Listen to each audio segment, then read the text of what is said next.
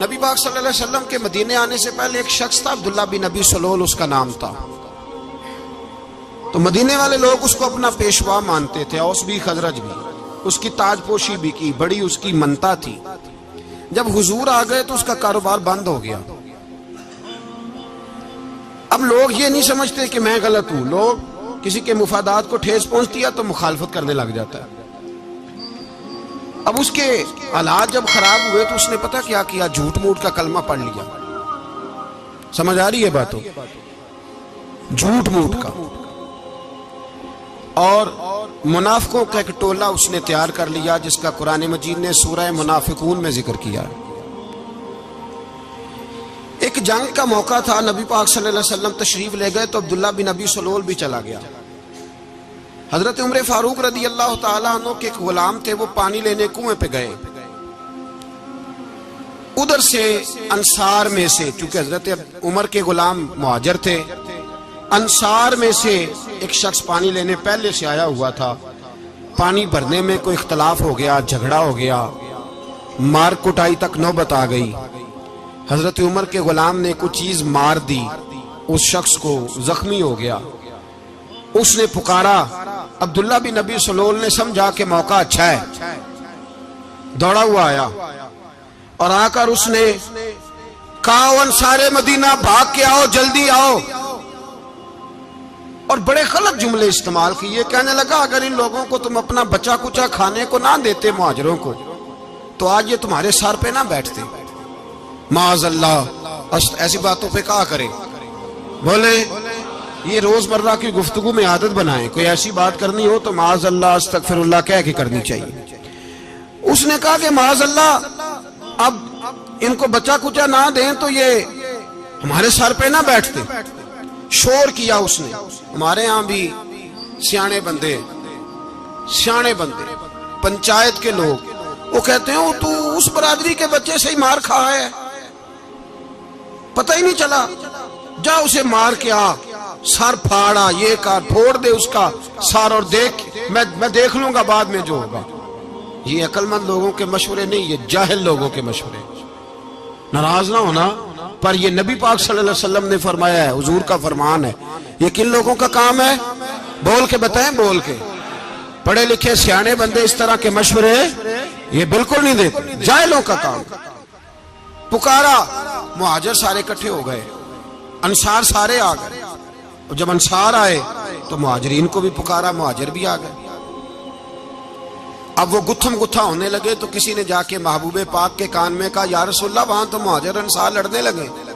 وہ پرانی لڑائیاں پھر سے جاگ گئی ہیں۔ نبی پاک تشریف لائے، حضور نے وہاں لفظ بیان کیے، فرمایا یہ تم نے کیا جاہلوں جیسا کام شروع کیا ہوا ہے؟ یہ کون سا کام ہے؟ اللہ کرے ہم سب اس کام سے باز آ جائے، آمین تو کہنا۔ اور تو اس برادری دے منڈے کوئی مار کھائے؟ برادری کیا ہوتی ہے؟ برادری تو تعارف کے لیے، اونچ نیچ کہاں سے آ گئی؟ کہا میرے رسول پاک علیہ الصلوۃ والسلام نے، فرمایا تم جاہلوں جیسے کام کر رہے ہو۔ صلح کرائی، بعد رفع دفع کرائی، لوگ چلے گئے، معاملہ ٹھنڈا ہو گیا۔ لیکن عبداللہ بن سلول نے کہا کہ میں یہ موقع خالی نہیں جانے دوں گا۔ پھر گیا وہ اور جا کے انصار مدینہ سے کہنے لگا، ایک دفعہ جا لینے دو مدینے، تم نے میری بات نہیں نہ سنی تو جو وہاں بڑے سردار بیٹھے ہیں ان سے بات کروں گا، اور معاذ اللہ ثم معاذ اللہ ہم ان بے عزت لوگوں کو مدینے سے نکال دیں گے، وہاں صرف عزت والے رہیں گے۔ یہ غلط جملے اس نے ادا کیے جس کو قرآن پاک نے سورہ منافقون میں بیان فرمایا ہے۔ اس نے یہ بات کی۔ ایک صحابی تھے حضرت زید رضی اللہ تعالیٰ عنہ، وہ سن رہے تھے، آ کے عرض کی، یا رسول اللہ صلی اللہ علیہ وسلم عبداللہ بن ابی سلول تو اس طرح کہہ رہا ہے کہ مدینے جا کے عزت والے دوسروں کو نکال دیں گے، اور تم اگر اپنا بچہ انہیں نہ دیتے تو معاذ اللہ آج یہ ایسا نہ کرتے۔ حضرت عمر نے بھی سن لیا، حضرت عمر نے بات سن لی، تلوار نکالی اور دوڑے۔ حضور نے بازو پکڑا، فرمایا کدھر جا رہے ہو؟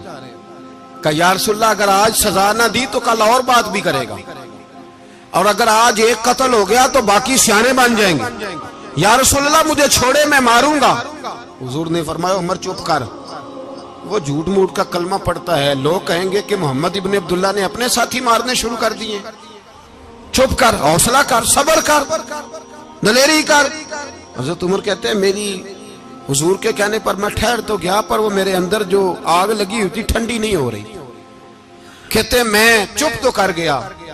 نبی پاک علیہ السلام نے پوچھا عبداللہ بن نبی سلول سے، تو نے یہ کہا ہے؟ کہنے لگا حاشا اللہ، میں نے بات ہی نہیں کی نا۔ اب لوگ کہنے لگے کہ زید تو نوجوان ہے، تو یہ بوڑھا آدمی ہے، چلو صحیح کہتا ہوگا۔ حضور بھی خاموش ہو گئے۔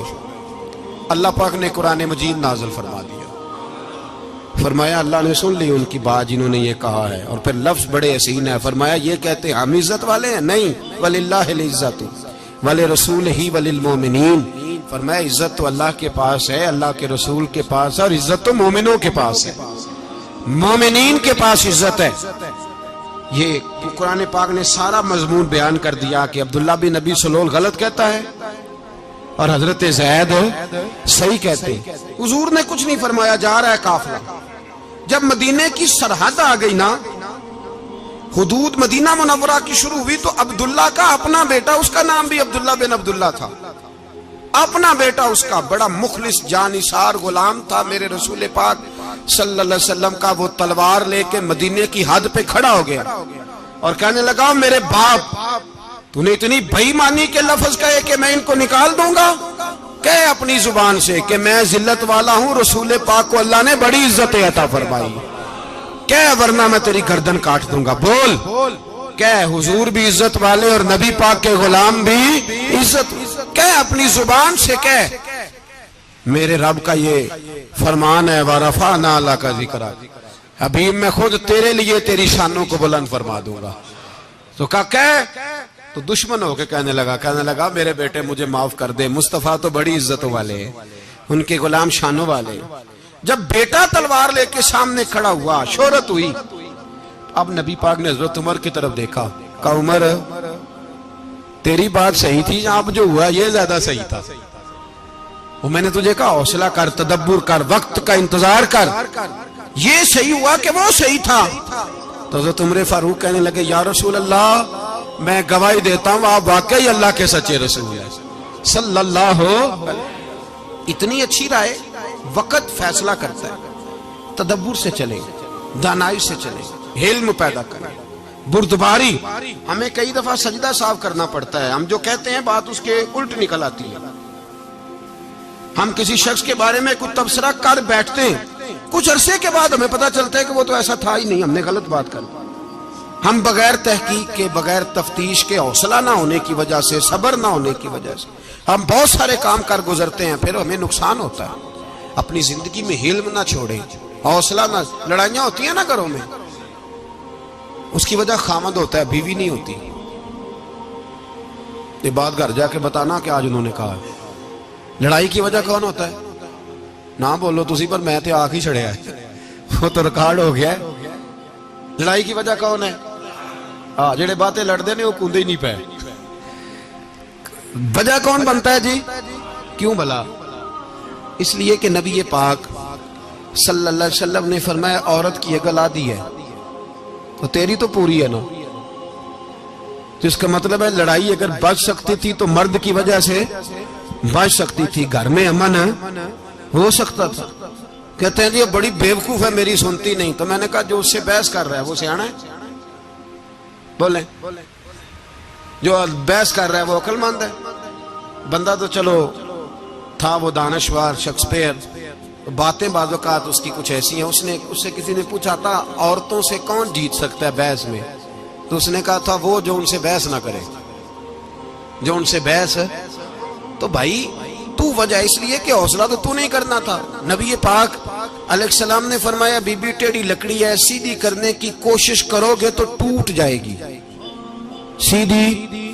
تو پھر کتنا بیوقوف ہے جو پتھر سے سر رگڑ رہا ہے، کتنا نادان ہے جو یہ حرکت کر رہا ہے، دریا میں چھلانگ لگا کے کہتا ہے ڈوبوں گا نہیں۔